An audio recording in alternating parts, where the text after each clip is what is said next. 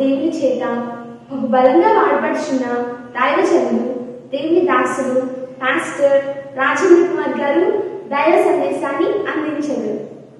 దేవునికి స్తోత్రాలు. మీ అందరికీ వందనాలు. ప్రత్యేకంగా ఈరోజు మరి అంశం నీ కోరికలు తీర్చబడాలంటే ఏం చేయాలి అనే సబ్జెక్ట్ కొన్ని మనం ధ్యానం చేసాం. గత వారం నీ కోరికలు తీర్చబడాలంటే ఏం చేయాలి మొదటి వాక్యాన్ని మనం ధ్యానం చేసాం. ఒక అంశాన్ని గురించి ధ్యానం చేసాం. ఏమిటది? బైబిల్ గ్రంథంలో 37వ దావీదు కీర్తన 4వ వచనంలో చూస్తే, నీ హృదయ వాంఛన ఆయన తీరుస్తాడు, యెహోవాను బట్టి నువ్వు సంతోషిస్తే. దేవుని బట్టి సంతోషించితే మన హృదయ కోరికలు దేవుడు తీరుస్తాడు. మీకు ఎటువంటి కోరిక ఉన్నా అటువంటి కోరికలు దేవుడు తీర్చాలి అని అంటే ఇవాళ మనం నేర్చుకోవాల్సిన ప్రాముఖ్యమైన విషయం ఏమిటంటే, మనం దేవుళ్ళలో సంతోషించాలి. చాలామంది దేవుళ్ళలో సంతోషించడం లేదు, అందుకే మీ కోరికలు తీర్చబడ్డం లేదు. కనుక మన కోరికలు దేవుడు తీర్చాలి అంటే మనం దేవుళ్ళలో సంతోషించడం చాలా ఇంపార్టెంట్. కనుక ఆయన మందిరానికి వెళ్ళుట్లో మనం సంతోషించాలా, అలాగే ఆయన పాటలు పాడడంలో మనం ఆయన సంతోషించాలా, ఆయన గుడిలో దేవుని స్తుతించడంలో ఆయన చేసిన ఉపకారాలను బట్టి, ఆయన చేసిన మేలుని బట్టి మనం ఆయన్ని స్తుతించాలా. ఇక మనం చూస్తే మన కష్ట సమయంలో కూడా ఆయన్ని స్తుతించాలా. బైబిల్ చెప్తుంది ఎల్లప్పుడూ ప్రభునందు మీరు ఆనందించాలని.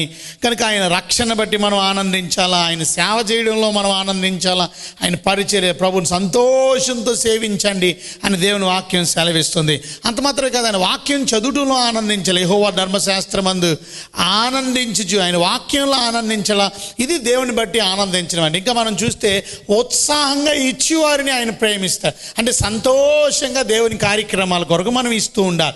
అంటే దేవుని పనిలో మనం ఎప్పుడైతే సంతోషంగా జీవిస్తామో దేవుడు అంటున్నాడు, మీ హృదయ వాంఛ నేను తీరుస్తాను, మీ హృదయ కోరిక నేను తీరుస్తాను. సో మొదటి అంశాన్ని మనం ధ్యానం చేసాం. ఏమిటంటే మన హృదయ కోరికలు దేవుడు తీర్చాలి అని అంటే ఆయనలో సంతోషించాలి అని. ఇక రెండో వాక్యాన్ని మనం చదువుకుందాం. కీర్తన గ్రంథం 145 దావీదు కీర్తన 19వ వచనం మనం చదువుకున్నట్లయితే, తన యందు భయభక్తులు గలవారి కోరిక ఆయన నెరవేర్చును. ఇక్కడ మనం చూస్తే ఆయన యందు భయభక్తులు గలవారి కోరిక తీరుస్తాడు. ఇందాక మనం చూసాం ఎవరి కోరికలు దేవుడు తీరుస్తాడండి?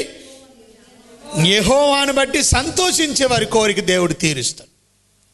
ఇక్కడ మనం చూస్తున్నాం ఆయన యందు భయం భక్తి కలిగినటువంటి వారి కోరికలు దేవుడు తీరుస్తాడు. ఈరోజు ఈ వాక్యాన్ని వింటున్నటువంటి మీరు అందరూ, అలాగే టీవీలో వాక్యం వింటున్నటువంటి మీరు కూడా ఒకసారి మిమ్మల్ని మీరు ప్రశ్న వేసుకోండి, నేను నిజంగా దేవుని యందు భయభక్తులు కలిగి ఉన్నానా? భయభక్తులు మనం కలిగి ఉన్నప్పుడు దేవుడు మన కోరికలు దేవుడు తీరుస్తాడు. ఇవాళ మీకు ఎటువంటి కోరిక ఉన్నా, ఎటువంటి మీరు వాంఛ హృదయంలో మీకున్నా, అది దైవికమైన వాంఛ అయితే దేవుడు ఉద్దేశంలో అది మీకు ఇవ్వాలని ఇష్టపడినప్పుడు, అది మంచిది మీకు అని అన్నప్పుడు దేవుడు గ్రహించిన తప్పక మీకు ఇస్తాడు. మీరు హృదయ వాంఛ దేవుడు ఎప్పుడు తీరుస్తాడంటే, మీ హృదయ కోరిక ఎప్పుడు దేవుడు తీరుస్తాడంటే దేవుని యందు మీరు భయభక్తులు కలిగి ఉన్నారు. నేను అడుగుతాను మిమ్మల్ని ప్రశ్న, ఎంతమంది నిజంగా దేవుని యందు భయభక్తులు కలిగినటువంటి వారు ఇక్కడ కూర్చున్నారు? ఎంతమంది నిజంగా దేవుని యందు భయభక్తులు కలిగి మీరు జీవిస్తూ ఉన్నారు? బైబిల్ గ్రంథం మనం చదువుకున్నట్లయితే భయభక్తులు కలిగినటువంటి వారికి ఆయన ఎన్ని మేలు దాచిపెట్టాడో తెలుసా? మొదటిది మనం చూసాం, భయభక్తులు కలిగిన వారి కోరిక దేవుడు తీరుస్తాడు. అంత మాత్రమే కాదు, కీర్తన గ్రంథం 34వ అధ్యాయం 9వ వచనం మనం చదువుకున్నట్లయితే అక్కడ ఈ విధంగా రాయబడి ఉంది, యెహోవా భక్తులారా ఆయన యందు భయభక్తులు ఉంచండి, ఆయన యందు భయభక్తులు ఉంచి వారికి ఏ మేలు కొదవలేదు. ఏ మేలు కూడా కొదవలేదు. ఎవరికి? భయభక్తులు ఉంచినటువంటి వారు. దేవుడు మీ కొరకు దాచి ఉంచినటువంటి ఆ గొప్ప ఆశీర్వాదాలు మీరు సంపాదించుకోవాలి అని అంటే మీరు చేయవలసిన పని ఏంటి? ఇవాళ దేవుని యందు భయభక్తులు కలిగి ఉండడం. ఎవరైతే దేవుని యందు భయభక్తులు కలిగి ఉంటారో బైబిల్ చెప్తుంది, వారి కొరకు దేవుడు ఉంచినటువంటి మేలు కొదువు లేదు. భయభక్తులు కలవారి కొరకు ఆయన ఉంచు ఆ మేలు, ఆయన యందు భయభక్తులు ఉంచువానికి ఏ మేలు కొదువ ఉండదు. ఈరోజు దేవుని వాక్యాన్ని వింటున్నటువంటి మీరు, మీ జీవితంలో కొదువు లేని సహాయం దేవుడు తప్పక చేస్తాడు. అయితే ఎప్పుడు అని అంటే ఆయన యందు మనం భయభక్తులు కలిగి జీవించిన, ఆయన యందు భయభక్తులు కలిగి జీవిస్తానంట. ఇంకా మనం చూస్తే 31వ దావీదు కీర్తన 19వ వచనం చదువుకుంటే, నీ యందు భయభక్తులు కలవారి నిమిత్తము నువ్వు దాచి ఉంచిన మేలు ఎంతో గొప్పది. దాచి ఉంచాడంట మేలు.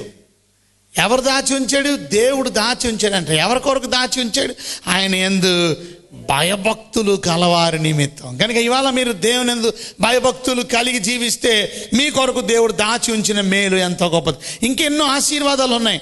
ఫిలిప్పీలకు రాసినటువంటి పత్రిక 4:19 చదువుకుంటే, కాగా దేవుడు తన ఐశ్వర్యం చొప్పున క్రీస్తు యేసునందు మహిమలో మీ ప్రతి అవసరం తీర్చును. అంటే ఏమిటి అర్థం? ఎవడైతే భయభక్తులు కలిగి ఉంటారో వారు ప్రతి అవసరత దేవుడు తీరుస్తాడు, ప్రతి కోరిక దేవుడు తీరుస్తాడు. ఇవాళ మీ ప్రతి కోరిక దేవుడు తీర్చాలి అని అంటే దేవుని యందు మీరు ఏం కలిగి ఉండాలి చెప్పండి? భయభక్తులు కలిగి ఉండాలి. ఈరోజు మనం దేవుళ్ళో ఆనందించగలిగినటువంటి వారి కోరికలు దేవుడు తప్పక నెరవేరుస్తాడు. ఇవాళ మనం అనేక రకాల కోరికలతో దేవుని సన్నిధికి వచ్చి ఉండాలి. దేవుడు తప్పక మీ కోరికలు దేవుడు నెరవేరుస్తాడు. అయితే దేవుళ్ళో సంతోషించండి, లోకంలో సంతోషించడం కాదు. ఆయన మందిరానికి వచ్చిట్లో సంతోషం కలిగి ఉండాలి. ఇవాళ ప్రార్థన కోవడం, దేవుడి సన్నిధికి వెళ్ళిపోవాలా, దేవుళ్ళో నేను ఆనందించాలా, దేవుడు వాక్యాన్ని వినాలా, అటువంటి ఆనందం కలిగినటువంటి వారి కోరికలు దేవుడు తప్పక నెరవేరుస్తాడు. దేవుళ్ళు ఆనందించడం అంటే అది పాటలు పాడడంలో, ఆయన వాక్యం వినడంలో, ఆయన వాక్యం చదువుకోవడంలో, కష్టాల్లో బాధల్లో కూడా ప్రభు ఉన్నాడు నాకు అంతే చాలు, ఆయన ఇచ్చిన రక్షణను బట్టి సంతోషించను, ఆయనకి మనం అన్నీ ఆయన ఇచ్చినయే తిరిగి మళ్ళీ ఆయనకి ఇవ్వడంలో సంతోషంగా ఇవ్వడం, ఇటువంటి గుణలక్షణాలు కలిగినటువంటి వారు ఎప్పుడు కూడా దేవుళ్ళు ఆనందిస్తున్నారని అర్థం. అట్టి ఆనందాన్ని కలిగినటువంటి వారి కోరికలు దేవుడు తప్పక ఆలకిస్తాడు. ఇప్పుడు మనం ఇందాక ఒక వాక్యం చదువుకున్నాం, 145 దావీదు కీర్తనలో 9వ వచనంలో మనం చూసాం, తన యందు భయభక్తులు గల వారి కోరిక ఆయన నెరవేర్చు. సో కోరిక నెరవేర్చబడాలి అంటే మొదటిది మనం చూసాం, దేవుళ్ళో ఆనందించాలి. కోరికలు నెరవేర్చబడాలంటే ఇక రెండోది మనం చూస్తున్నాం, భయభక్తులు కలిగి ఉండడం. దేవుళ్ళో ఆనందించడం ఎలాగో చూసాం మనం. ఇప్పుడు మనం చూడవలసిన అంశం ఏంటంటే భయభక్తులు ఎలా కలిగి ఉండాలో చూద్దాం. దేవుని యందు భయభక్తులు నిలిపినప్పుడు దేవుడు తప్పక మన కోరికలు దేవుడు నెరవేరుస్తాడు. ఇవాళ మీ హృదయంలో ఉన్న కోరిక ఏదైనప్పటికీ అది దైవికమైనటువంటి దేవుని యొక్క ఆలోచన ప్రకారం, దేవుని ఉద్దేశ ప్రకారం మీ కోరికలు దేవుడు నెరవేర్చాలంటే ఆయన చిత్తానుసారంగా మీరు గ్రహించవలసినటువంటి ప్రాముఖ్యమైన విషయం ఏంటంటే భయభక్తులు కలిగి జీవించాలి. దేవునిలో భయభక్తులు కలిగి జీవించాలి. భయభక్తులు అంటే ఏంటో చూద్దాం ఇవాళ త్వరగా. మీరు భయభక్తులు అంటే మీకు తెలుసా? భయభక్తులు అంటే ఏంటో? What you mean by fearing God? దేవుని యందు భయభక్తులు అంటే చాలామంది తెలియదు. ఇవాళ దేవుని యందు భయభక్తులు అంటే ఏంటో చూద్దాం. దానికి ముందు దేవుని యందు భయభక్తులు కలిగి ఉంటే ఎన్ని లాభాలు ఉన్నాయో మీకు చెప్తున్నా. మొదటి లాభం చూపించాను మీకు, దేవుని యందు భయభక్తులు కలిగి ఉంటే మీ కోరికలు నెరవేర్చబడతాయి. రెండోది మనం చూస్తున్నాం, నువ్వు మీ కోరికలు నెరవేర్చబడ్డమే కాదు, దేవుని యందు భయభక్తులు కలిగి ఉంటే కీర్తన గ్రంథంలో 34:9 మనం చూసాం, యెహోవా భక్తులారా ఆయన యందు భయభక్తులు ఉంచండి, ఆయన యందు భయభక్తులు ఉంచి వానికి ఏ మేలు కొదువ లేదు. ఏ మేలు మీ కొదువు ఉండదు.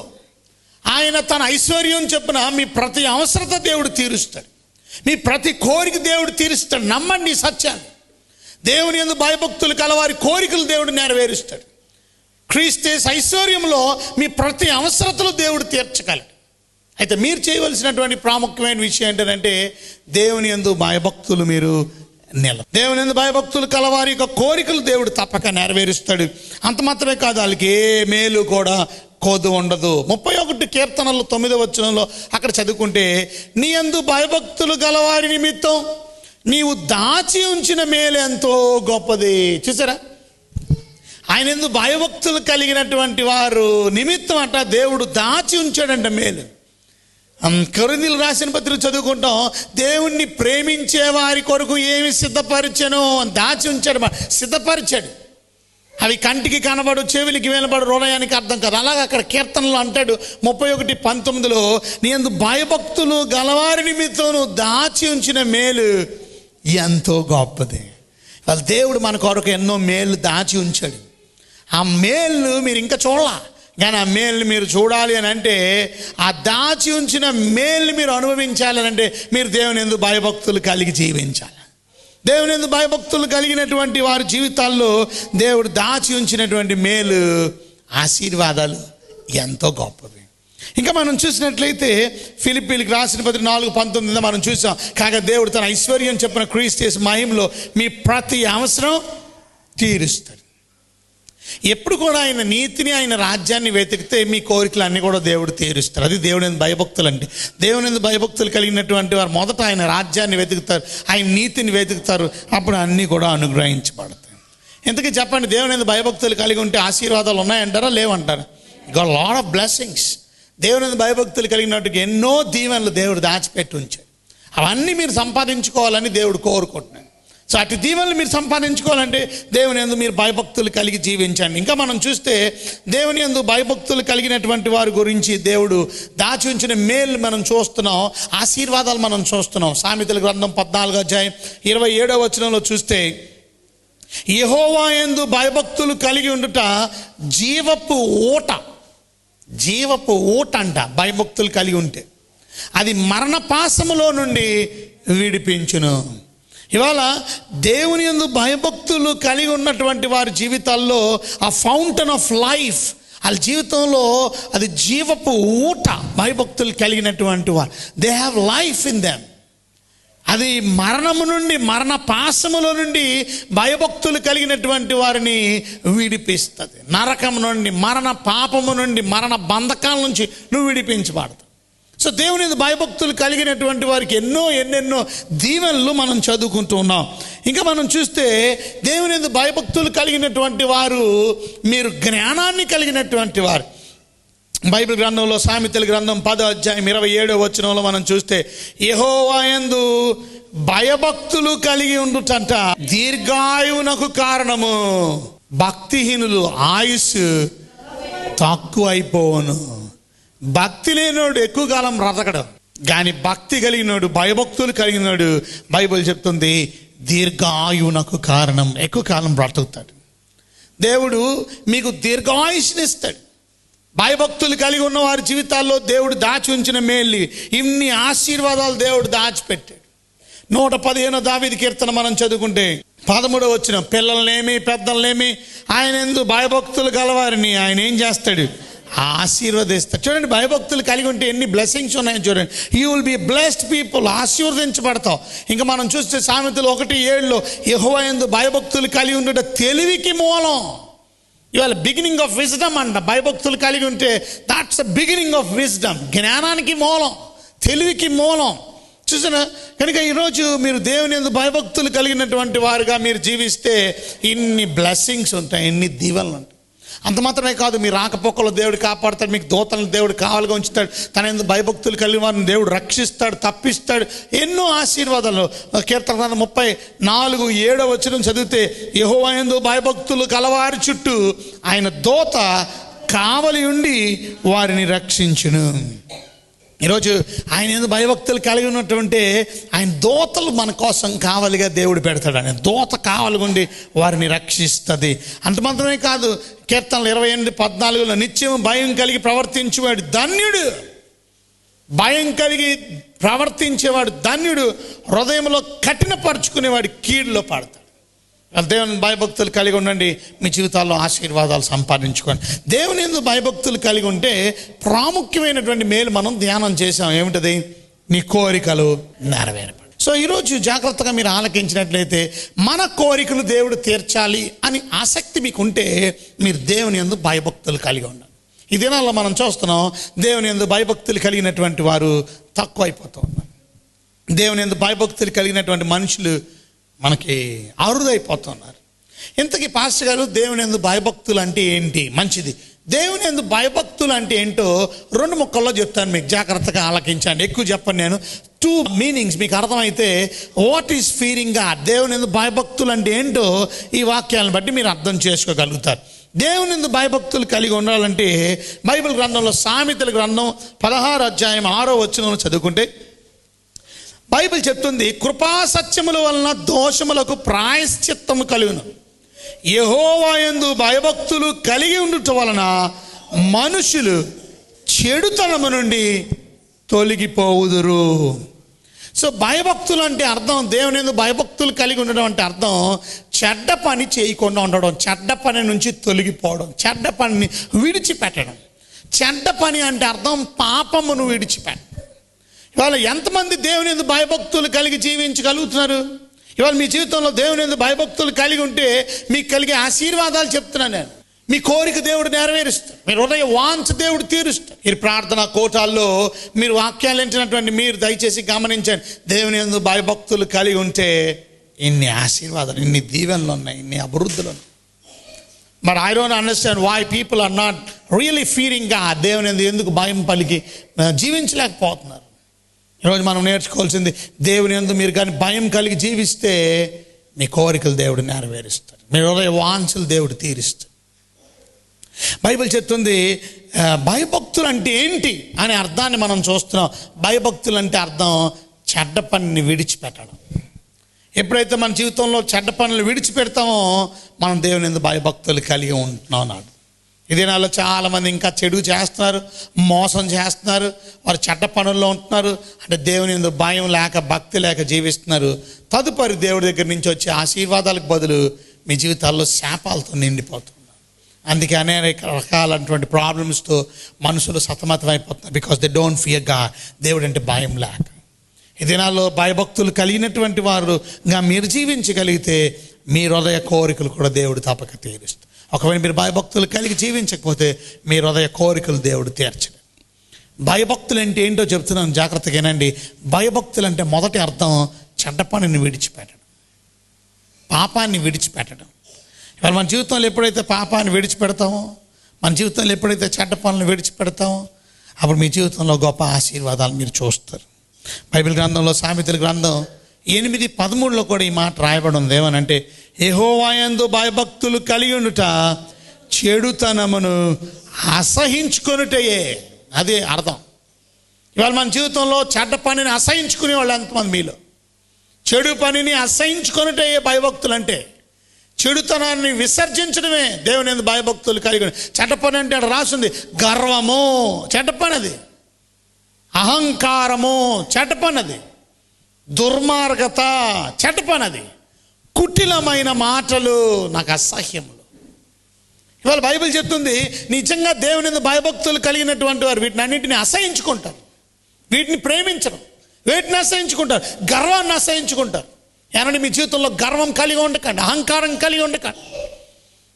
గర్వము అహంకారం వల్ల మీరు దేవుడి దగ్గర అసహ్యంగా తయారవుతున్నారు. ఎందుకంటే బైబిల్ చెప్తుంది, ఈ మాటలు జాగ్రత్తగా మీరు ఆలకిస్తే ఇవి నాకు అసహ్యములు.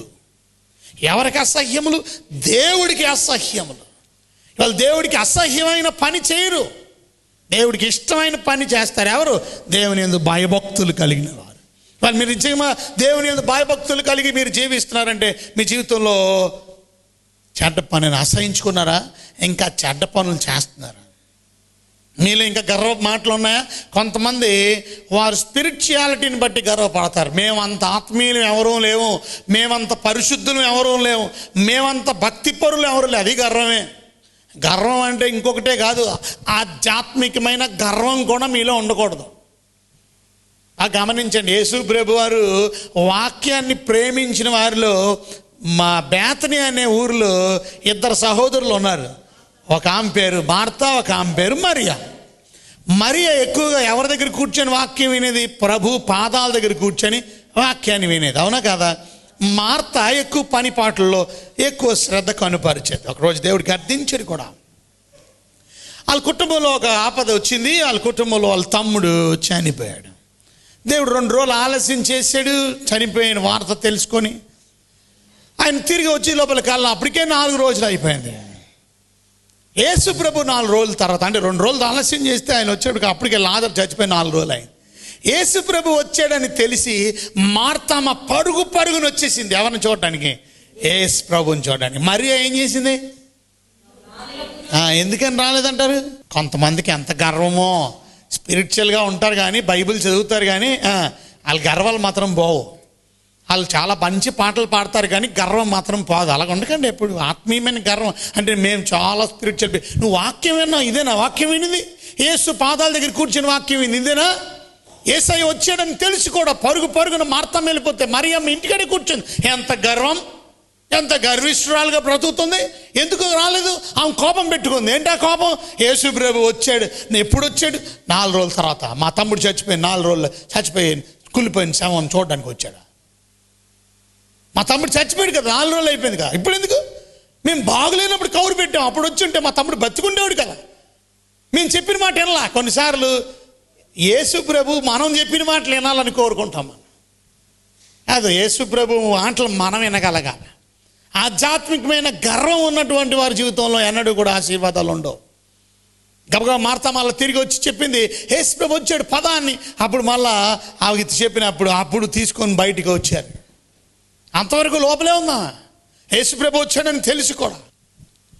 ఈరోజు దేవుని వాక్యాన్ని వింటున్నటువంటి మీరు యెహోవా యందు భయభక్తులు కలిగి జీవించండి. యెహోవా యందు భయభక్తులు అంటే అర్థం చెడుతనాన్ని అసహించుకోవడం. వీళ్ళ ఎంతమంది నిజంగా చెడుని అసహించుకుంటున్నారు, పాపాన్ని అసహించుకుంటున్నారు, మీలో ఉన్న గర్వాన్ని అసహించుకుంటున్నారు, మీలో ఉన్న అహంకారాన్ని అసహించి ఇలాంటి పని నేను ఇంకా అహంకారం కలిగి ఉన్నాను, గర్వం కలిగి ఉన్నాను, దుర్మార్గత కలిగి ఉన్నాను. కొంతమంది ఎంత దుర్మార్గంగా ప్రవర్తిస్తారు, కొంతమంది మాటలు ఎంత దుర్మార్గంగా ఉంటాయో, కొంతమంది కుటిలమైన మాటలు. సో ఎంతమంది మీరు చెడుగుని ప్రేమిస్తున్నారు, ఎంతమంది చెడుగుని అసహించుకున్నారు? ఎవరు అసహించుకుంటారు చెడుగుని? భయభక్తులు కలిగిన వాళ్ళు. ఎవరంటే భయం? దేవుడు అంటే భయం, వాడు చెడ్డ పని చేయడు. కొంతమందికి తల్లిదండ్రులు అంటే భయం ఉండదు. ఈరోజు దేవుని వాక్యాన్ని వింటున్నటువంటి మీరు మీ జీవితాల్లో దేవుని యందు భయం ఉంటే మీ జీవితంలో చెడ్డ పని అసహించుకోండి. Never do bad things so that God will love you and give you whatever you like. మీ హృదయ కోరికను దేవుడు తప్పక సఫలీకృతం చేస్తాడు. భయభక్తులు అంటే ఇంకొక వచనం మనం చదివితే, భయభక్తులు అంటే చెడుతనాన్ని అసహించుకోవడం గురించి ఇంకొక వచనం చదివితే, సామెతల గ్రంథంలోని 3వ అధ్యాయం 7వ వచనం చదివితే, నేను జ్ఞానిని కదా అని నీవు అనుకోనవద్దు, యెహోవా యందు భయభక్తులు కలిగి చెడుతనమును విడిచిపెట్టుము. ఈరోజు మనం నేర్చుకోవాల్సిన ప్రాముఖ్యమైన విషయం, చెడ్డ పనిని విడిచిపెట్టండి. యెహోవా యందు భయభక్తులు కలిగినటువంటి వారు. నేను జ్ఞానిని కదా అనుకోకండి, చెడుతనాన్ని విడిచిపెట్టండి. అప్పుడు మీ దేహానికి ఆరోగ్యంగా ఉంటుంది, మీ ఎముకలకి సత్వం ఉంటుంది. ఈరోజు ఎంతమంది అటువంటి దేవుని యందు భయభక్తులు కలిగి నడవడానికి ఇష్టపడుతున్నారు? బైబిల్ గ్రంథంలో అలా భయభక్తులు కలిగిన వాళ్ళు ఉన్నారా? ఉన్నారు. ఎట్టి పరిస్థితులు బైబిల్ చదివితే మనం యోబు గురించి మనం చదువుకుంటే, యోబు గ్రంథం 1వ అధ్యాయం 8వ వచనంలో అక్కడ రాయబడి ఉంది, యెహోవా నీవు నా సేవకుడైన యోబు సంగతి ఆలోచించావా అని ఒక దయ్యంతో, సైతంతో మాట్లాడుతున్నాడు దేవుడు. అతడు యథార్థవంతుడును న్యాయవంతుడునై దేవుని యందు భయభక్తులు కలిగి చెడుతనమును విసర్జించునవాడు. బా, ఎంత మంచి సాక్ష్యం దేవుడిస్తున్నాడు. సాక్ష్యం ఏమని? చెడుతనాన్ని విడిచిపెట్టినటువంటి వాడు, యెహోవా యందు భయభక్తులు కలిగి. ఈరోజు దేవుని వాక్యాన్ని వింటున్నటువంటి మీరు మీ జీవితంలో ఎంతమంది ఇంకా చెడుగుని కంటిన్యూ చేస్తున్నారు? దేవుని భయభక్తులు కలిగి లేకపోతే మీ కోరిక నెరవేరదు. మీ చెడుని విడిచిపెట్టారా, చెడ్డ పనిని విసర్జించారా, అప్పుడే మీ జీవితంలో దేవుడు గొప్ప కార్యాన్ని దేవుడు జరిగించగలడు, ఆశీర్వాదాలు దేవుడు జరిగించగలడు. భయభక్తులు అంటే 2వ వచనాన్ని చెప్పి నేను ముగిస్తాను. ఆదికాండం 22:12 మనం చదివితే అక్కడ అబ్రహాం గురించి రాయబడి ఉంది, అప్పుడు ఆయన చిన్నవాని మీద చెయ్యవేయకము, అతనిని ఏమీ చేయకము, నీకు ఒక్కడై ఉన్న నీ కుమారుని నాకు వెనుదీయలేదు కనుక నువ్వు దేవునికి భయపడువాడు అని. చూసావా, దేవునికి నువ్వు భయపడేవాడివి. ఎవరు? ఇందువల్ల నాకు అర్థమవుతుంది, ఇందువల్ల నాకు తెలుసుకున్న భయభక్తులు కలిగినటువంటి వారు, వారు ప్రేమించేది కూడా దేవుడికి ఇవ్వడానికి వెనుకాడరు. తనకి లేక కుమారుడు పుట్టాడు, 100 సంవత్సరాలకి పుట్టాడు. శారమ్మకి 90 సంవత్సరాల వయసులో వాళ్ళు దాంపత్య జీవితంలో ఈ వృద్ధాప్యంలో పిల్లోడు పుట్టాడు. అతని పేరు అబ్రహాం గారికి పుట్టిన పిల్లోడి పేరు ఇస్సాకు. ఎంతో అల్లారి ముద్దుగా పెంచుకుంటున్నారు. 14-15 సంవత్సరాల వయసు వచ్చింది ఆ కుర్రోడికి. దేవుడు అన్నాడు, అబ్రహాంతో మాట్లాడుతున్నాడు, నీకున్న ఒక్కడే ఉన్న కుమారుని నాకు తీసుకొచ్చి మొరియా పర్వతం మీద నాకు బలిగా అర్పించామన్నాడు. నాకు తీసుకొచ్చి ఇచ్చే, నాకు అర్పణగా ఇచ్చే. ఎంతమంది ఇవ్వగలరు అలాంటి పని? ఎంతమంది చేయగలరు అలాంటి పని? ఎంత డెడికేషన్ కావాలి, ఎంత సమర్పణ కావాలి? ఇక్కడ దేవుడు ఒక ప్రశ్న పెట్టాడు మాట, ఒక పరీక్ష పెట్టాడు. ఏంటి ఆ పరీక్ష అంటే, నువ్వు నీ బిడ్డను ప్రేమిస్తున్నావా లేక నన్ను ప్రేమిస్తున్నావు? నువ్వు దేన్ని ఎక్కువగా ప్రేమిస్తున్నావు? కొంతమంది వారి పనిని ప్రేమిస్తారు, కొంతమంది వారి కుటుంబాన్ని మంచిది నువ్వు ప్రేమించాలి, కానీ దేవుని కన్నా ఎక్కువగా కాదు. మొదట నీ భార్యను ప్రేమించు, మొదట నీ భర్తను ప్రేమించు, మొదట నీ కుటుంబాన్ని ప్రేమించు అనలేదు దేవుడు. మొదట లవ్ బిలాంగ్స్ టు మీ. నీ దేవుడనే యెహోవాను పూర్ణ హృదయంతో, పూర్ణాత్మతో, పూర్ణ శక్తితో, పూర్ణ వివేకం నీ దేవుడనే యెహోవాను ప్రేమించాలి. ఇది మొదటి ఆజ్ఞ. Love God more than anyone else. ఎందుకంటే ఈ లోకంలో దేవుడు ఇచ్చినటువంటి వారు వీళ్ళందరూ. ఇవాళ దేవుడు నీకు తల్లిదండ్రులను ఇచ్చాడు, దేవుడు నీకు మరి భార్యని ఇచ్చాడు, దేవుడు నీకు బిడ్డలను ఇచ్చాడు, దేవుడు నీకు ఐశ్వర్యం ఇచ్చాడు, దేవుడు నీకు ఈ బళ్ళు వాహనాలు ఇచ్చాడు, దేవుడు ఇచ్చాడు ఇవన్నీ. వాటిని ప్రేమించక, ఇచ్చిన ఆయన్ని ప్రేమించు. ఆయన్ని నువ్వు ప్రేమించగలిగితే నీ జీవితంలో గొప్ప ఆశీర్వాదాలు దేవుడు అనుగ్రహిస్తాడు. సో ఇంతకీ భయభక్తులు అంటే అర్థాన్ని చెప్పాను. దేవుని యందు భయభక్తులు కలిగి ఉండడం అంటే చెడ్డ పనిని ఏం చేయడం చెప్పండి, అసహించుకోవడం. దేవుని యందు భయభక్తులు కలిగి ఉండడం అంటే రెండోది మనం చూసాం, ఆయన్ని ప్రేమించడం. దేవుని యందు భయభక్తులు కలిగి ఉండడం అంటే అక్కడ రాస్తుంది, ఆయనకి ఇయ్యడానికి ఏం చేయలేదంట, ఆయన వెనదీయలేదు. ఆయన అంటే దాని అర్థం దేవుడిని ప్రేమించేవాళ్ళు అంటే దేవుడి యందు భయభక్తులు కలిగినటువంటి వారు దేవుడికి ఇయ్యడంలో ఎప్పుడు కూడా వెనుకంజ వెయ్యరు. తలలోంచండి, కళ్ళు మూసుకొని ప్రార్థన చేసు. మహాపరిశుద్ధమైన తండ్రి, గొప్ప దేవుడైన మా యేసుక్రీస్తు ప్రభువా, మా కోరికలు నెరవేర్చే దేవుడు, మా హృదయ వాంఛలను తీర్చే దేవుడు, మీ అందు భయభక్తులు కలిగి నేను జీవించడం మాకు నేర్పించాను. భయభక్తులు కలవారి కోరిక ఆయన నెరవేరుస్తాను. ఇవాళ నిజంగానే మాకు భయభక్తులు లేక మా జీవితంలో మా కోరికలు నెరవేరడం లేదు. ఎన్నో కోరికలు, ఎన్నో ఆలోచనలను కానీ నిజంగా దేవుని యందు మీ అందు భయభక్తులు లేక మా జీవితంలో మేము ఒక నిర్ణయాన్ని చేసుకున్నాం. ఈరోజు మీ అందు భయభక్తులు కలిగించి, భయం అంటే ఏంటి, భక్తి అంటే ఏంటో మాకు నేను చెడ్డ పని ఇంకా చెడ్డని ప్రేమిస్తున్నామేమో, ఆ చెడ్డని అసహించుకునే మీకు ఈడమలో ఎప్పుడు వెనుదీయక మేము ఉండేవారు. ఎట్టి లక్షణాలు మేము కలిగి మీ అందు భయభక్తులు కలిగి మేము జీవించి మిమ్మల్ని ఆరాధించి గానపడి స్తుతించేవారుగా మమ్మల్ని సిద్ధపరచమని, ఎత్తబడిన వాక్యం అందరి హృదయాలు ఫలింపజేసి వాక్యాన్ని నడిపించు. యేసు నామములో వేడుకుంటున్నాం తండ్రి, ఆమేన్.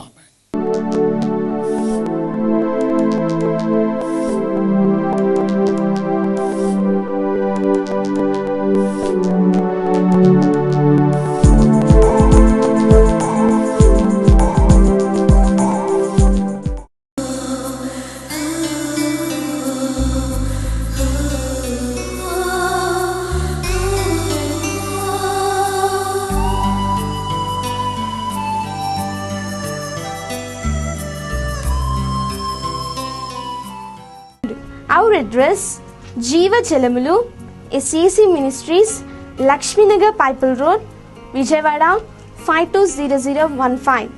Our phone numbers 0866 2400 934. Our cell numbers 9985 22422, 7799 12422. God bless you.